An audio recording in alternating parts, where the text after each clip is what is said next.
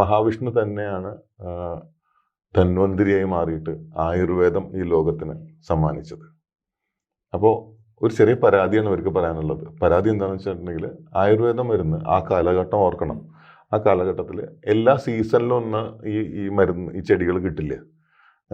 അതുപോലെ തന്നെ ഇത് ആ സമയത്ത് കഴിക്കുക എന്ന് പറയുന്നത് കഷായ രൂപത്തിലൊക്കെയാണല്ലോ കഴിക്കുന്നത്. അപ്പോൾ കഴിക്കാനും ഭയങ്കര പ്രയാസം ആൾക്കാർക്ക്. ഒന്ന് ഇത് അവൈലബിൾ ആവുന്നില്ല എപ്പോഴും. രണ്ട് ഇത് കൺസ്യൂം ചെയ്യാനുള്ള ചില ബുദ്ധിമുട്ടുകൾ. അപ്പോൾ ഇതല്ലാതെ മനുഷ്യൻ്റെ ആരോഗ്യത്തിനും മാത്രമല്ല, ഇതും അസുഖം വന്നിട്ടും ആണല്ലോ മരുന്ന് കഴിക്കുന്നത്.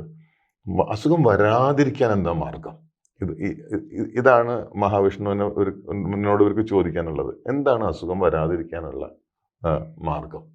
വന്നാലാണല്ലോ ഇതൊക്കെ കഴിക്കേണ്ട ആവശ്യമുള്ളൂ. വരാതിരിക്കാൻ എന്താണ് മാർഗം? മാത്രമല്ല, അസുഖം ശരീരത്തിനെ മാത്രമല്ല, അസുഖം മനസ്സിനെ ബാധിക്കുന്ന അസുഖങ്ങളുണ്ട്. അപ്പോൾ രണ്ട് രീതിയിലുണ്ടല്ലോ അസുഖം. അപ്പോൾ ഇത് മനസ്സിനെയും ശരീരത്തെയും ബാധിക്കാതെ അസുഖം വരാതിരിക്കാൻ എന്തെങ്കിലും മാർഗമുണ്ടോ എന്നുള്ളൊരു ചോദ്യം ഇവർ ചോദിക്കുമ്പോൾ അനന്തശയനത്തിൽ കിടക്കുന്ന മഹാവിഷ്ണു ഇങ്ങനൊന്ന് തിരിഞ്ഞ് അനന്തനെ നോക്കി എന്നാ പറയണത്.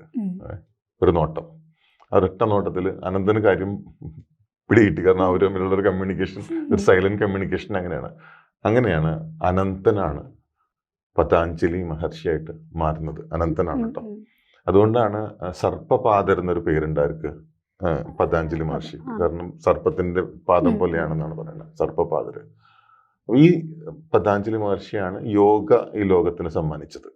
അങ്ങനെ യോഗ ചെയ്തു കഴിഞ്ഞാൽ ശരിക്കും പറഞ്ഞാൽ നേരത്തെ പറഞ്ഞ പോലെ ആരോഗ്യം കാത്തു സൂക്ഷിക്കാനും അസുഖം വരാതിരിക്കാനും പറ്റും എന്നുള്ളതാണല്ലോ അതിനെക്കുറിച്ചുള്ള വിശ്വാസം തന്നെ.